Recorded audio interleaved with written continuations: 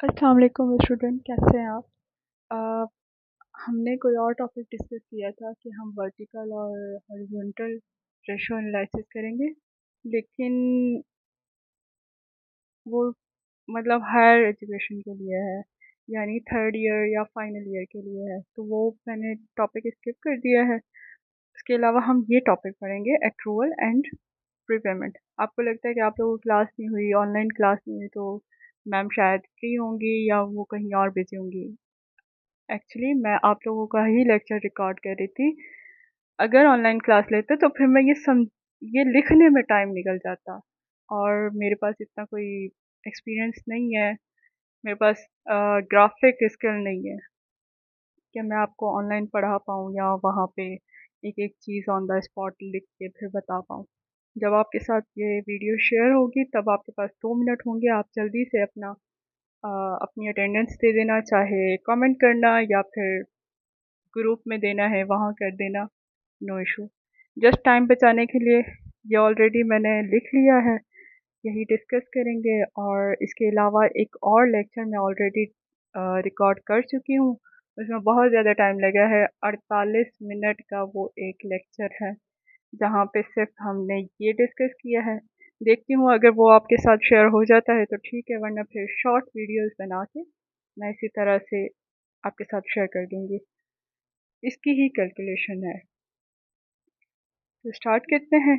Accrual and prepayment.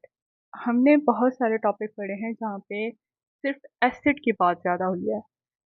अब हम करने जा रहे हैं, अब हमारा जो मेन टारगेट होगा वो कैपिटल को छोड़ के हर चीज़ पे डिस्कस करेंगे। यानी अब बिजनेस का, अगर बाहर से अगर कोई इन्वेस्ट कर रहे हैं या फिर ऐसा कुछ, यानी कैपिटल की बात ज़्यादा नहीं होगी यहाँ पे।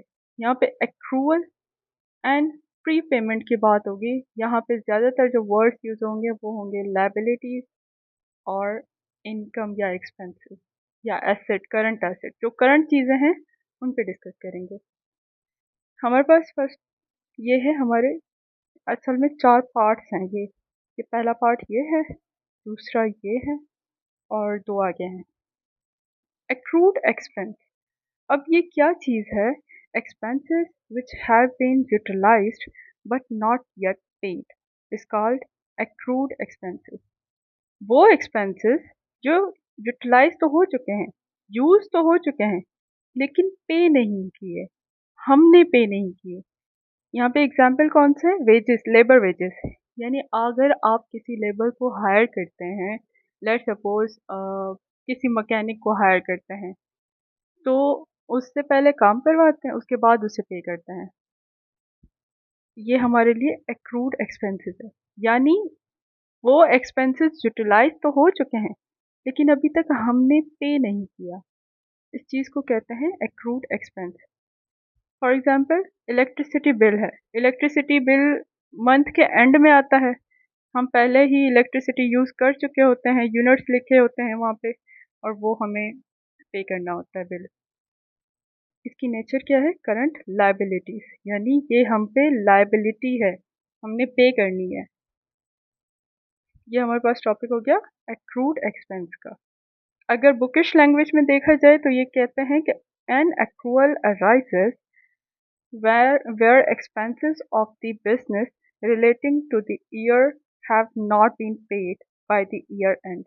यानी accrual arises वो तब ही अराइज हो जाता है, वो तब ही एक्सपेंस अराइज हो जाता है जब हम यूटिलाइज करते हैं और उसी पीरियड का हो, relating to the year period 31 Jan to 31 दिसंबर। ये हमारा बिजनेस ईयर अकाउंटिंग पीरियड है, बिजनेस अकाउंटिंग पीरियड है। तो यहाँ पे क्या है?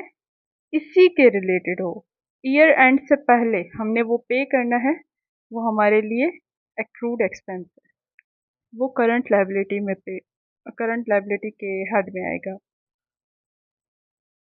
इसकी कैलकुलेशन हम ऑलरेडी कर चुके हैं, मैं आपको बता चुकी हूँ, लेकिन वो दूसरे लेक्चर में है। दूसरा क्या है हमारे पास? Prepaid expenses. प्रीपेड, प्री क्या किस चीज़ को शो करता है? एडवांस, पहले, एडवांस पेमेंट को।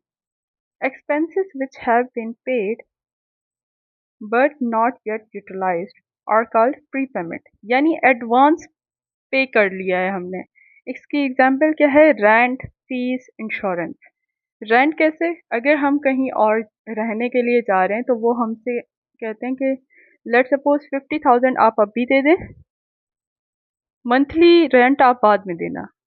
एडवांस पेमेंट हमने दे दी, अगर फिर बाद में वही यूटिलाइज होती है, यानी एडवांस रेंट जो होता है वो हमारे लिए एसेट है, हमें बाद में पे करने की ज़रूरत नहीं है, हम बस उसका फ़ायदा उठाएंगे। फीस हो गई, यूनिवर्सिटी आपसे फीस पूरे सेमेस्टर की पहले चार्ज करती है, बाद में सेमेस्टर बढ़ाती है आपको। इंश्योरेंस फी कैसे हो गई? इंश्योरेंस कंपनी हमसे इंश्योरेंस पहले लेती हैं और फ़ायदा बाद में देती हैं, यानी अगर किसी चीज़ की इंश्योरेंस है, गाड़ी की इंश्योरेंस है, घर की इंश्योरेंस है, तो वो आपसे पहले पैसे लेते रहते हैं और बाद में वो आपको पे करते हैं। डेफिनेशन क्या है? A prepaid prepayment arises where some of the following years expenses, यानी आगे वाले सालों की एक्सपेंसेस हम एडवांस में पेमेंट करते हैं, have been paid in the current year. इस साल हमने पे कर दिया है, अगले सालों के एक्सपेंसेस को ऑलरेडी पे कर चुके हैं, इसका फ़ायदा हमें बाद में मिलेगा, हमने एडवांस पेमेंट कर दी है किसी भी चीज़ की।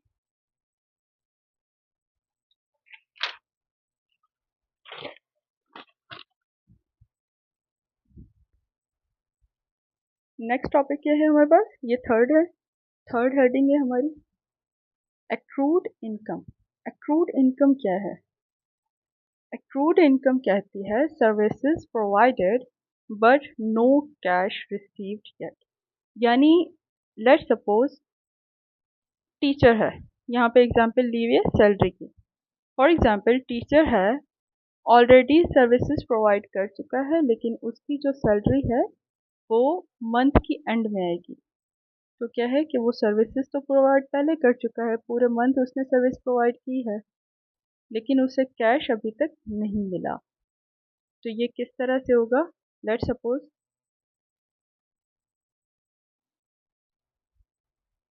टीचर के लिए ये क्या होगा? रिसीवेबल।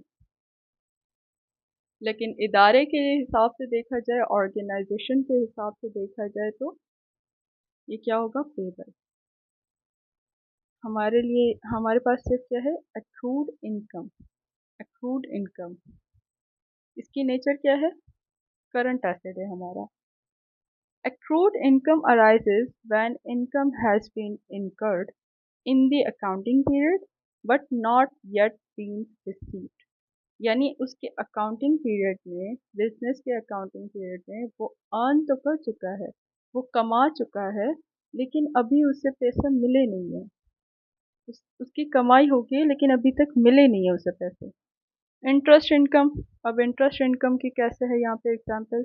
लेट सपोज हम किसी बैंक में पैसे रखवाते हैं, एफ फिक्स डिपॉजिट करवाते हैं, ठीक है, उस पर हमें इंटरेस्ट मिलता है लेट सपोज 10%,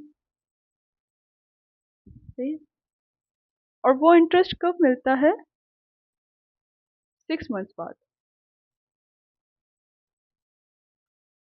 लेकिन जो हमारा फिक्स डिपॉजिट है 1 लाख का, वो अगर बैंक देती है किसी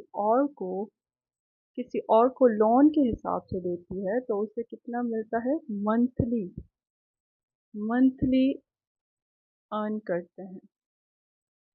बैंक तो मंथली अर्न करते हैं, लेकिन हमें कब मिलता है? 6 महीने बाद।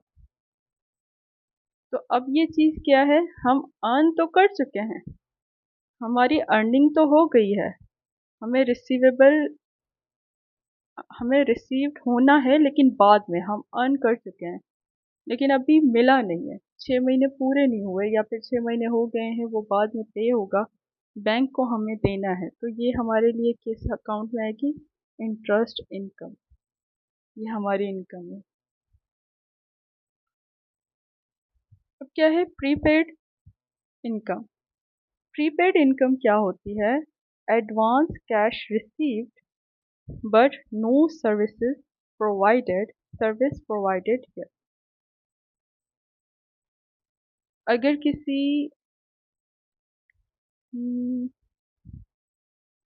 लेट्स सपोज क्लास में गर्ल्स ज़्यादा हैं तो गर्ल्स इस बात से एग्री करेंगी। अगर हम सैलून जाते हैं, किसी भी सैलून, वहाँ पे हम पेमेंट एडवांस करते हैं। जो भी पेमेंट होगी 2000, 3000, 4000 जो भी होगी वो एडवांस पे पे करते हैं। लेकिन उसकी सर्विसेज हमें प्रोवाइड नहीं होती, उसकी सर्विसेज हमें बाद में मिलती हैं। इसी हिसाब से यहाँ पे ऑलरेडी लिखा हुआ है रेंटल इनकम, यानी हमने एडवांस पेमेंट कर दी, जो मैंने ऑलरेडी बता दी है। एडवांस पेमेंट हमने पे तो कर दिया है, लेकिन इसकी जो सर्विसेज हैं वो हमें बाद में प्रोवाइड की जाएंगी। Prepaid income arises where income has been received in the accounting period। Prepaid कब अराइज होती है? जो जिसकी इनकम हमें इस अकाउंटिंग पीरियड में, यानी 2026 की जो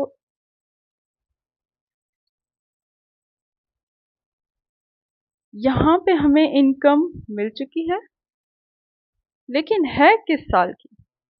2027। हमने सर्विसेज बाद में देनी है। तो ये चीज़ ये कहता है कि एडवांस कैश रिसीव, यानी एडवांस हमें कैश रिसीव हो चुका है, लेकिन अभी तक हमने सर्विसेज नहीं दी। अब यहाँ पे एक मैचिंग प्रिंसिपल, जो कि हम ऑलरेडी क्लास में डिस्कस कर चुके हैं, वो क्या कहता है? अब ये मैचिंग प्रिंसिपल एक्रूअल का पार्ट है। ये जो मैचिंग प्रिंसिपल है, it's a part of accrual accounting period, या हाँ, एक्रूअल अकाउंटिंग पीरियड का पार्ट है।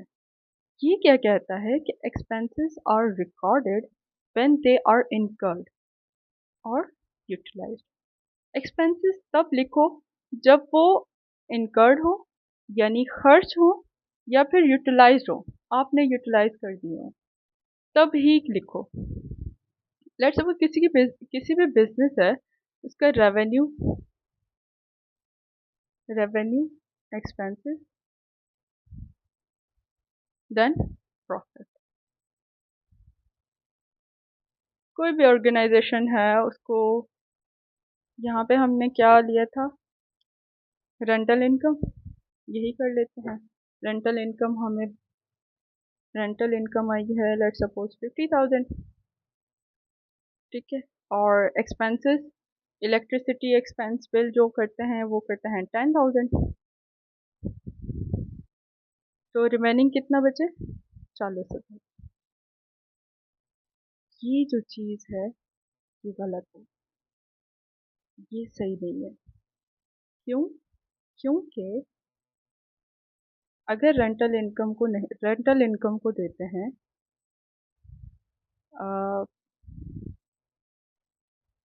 एक और एग्जांपल देती हूँ। फॉर एग्जांपल हमें मिले हैं 24,000 रेंटल इनकम। इनकम है हमारी, वर्ड्स पे फोकस करना, ये इनकम है हमारी। ये रेंटल इनकम मिली हमें, जो कि अगले 2 सालों के लिए है, 2 इयर्स के लिए। अब एक महीने की रेंटल इनकम कितनी होगी? 24 महीने हो गए, 2,000। नहीं, 1,000। रेंटल इनकम कितनी होगी? 1,000। जनवरी से लेकर दिसंबर तक यहाँ पे हमने प्रॉफिट, जनवरी से लेकर दिसंबर, and then second year start होगा, यानी 2026। 2026 यहाँ पे एंड हो गया, दैन 2027 स्टार्ट हुआ, फिर 2027 यहाँ पे आ गया। आई होप आपको समझ आ जाएगा। यहाँ पे कितने यूटिलाइज हुए? 12,000। और जो रिमेनिंग 12,000 रहते हैं वो अगले पीरियड के हैं 12,000। और हमने यहाँ पे कहा, इसी एग्जाम्पल को लेते हैं कि लेट सपोज हम हमारा जो रेवेन्यू है, स्पेलिंग पे फोकस ना करना ज़्यादा, इग्नोर कर देना जैसे मेरी क्लासेस पे करते हो।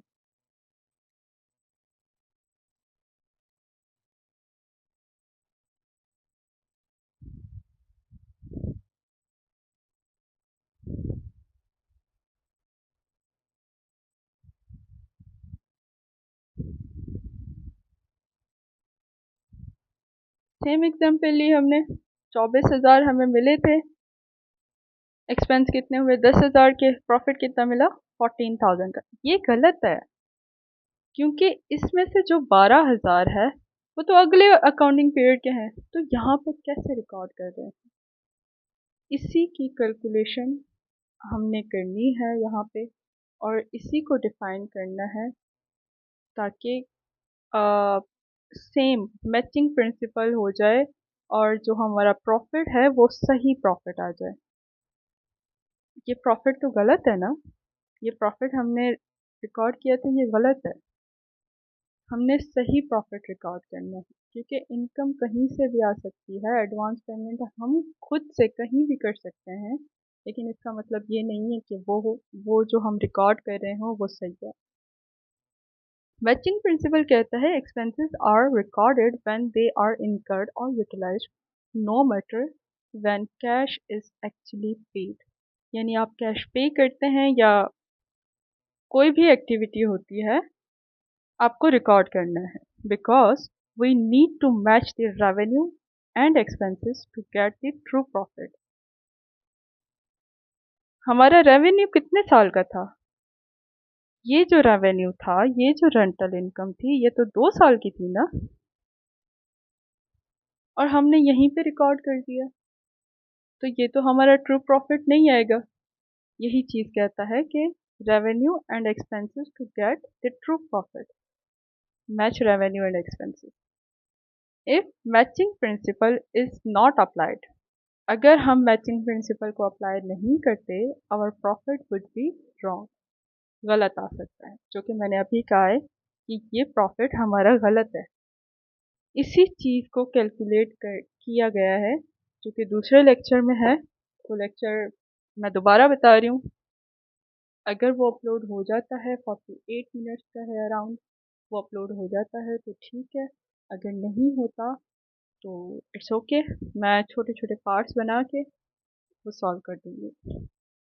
और एक्चुअली ये था वो आपके, ये सॉल्व किया हुआ है उसमें, लेकिन इट्स ओके, दोबारा कर लेंगे।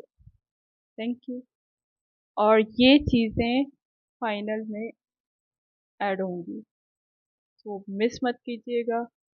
ये सारा लेक्चर देखें, कुछ समझ नहीं आता आप ग्रुप पे पूछ लें या दोबारा से लेक्चर देख लें, जैसा आपको सही लगे।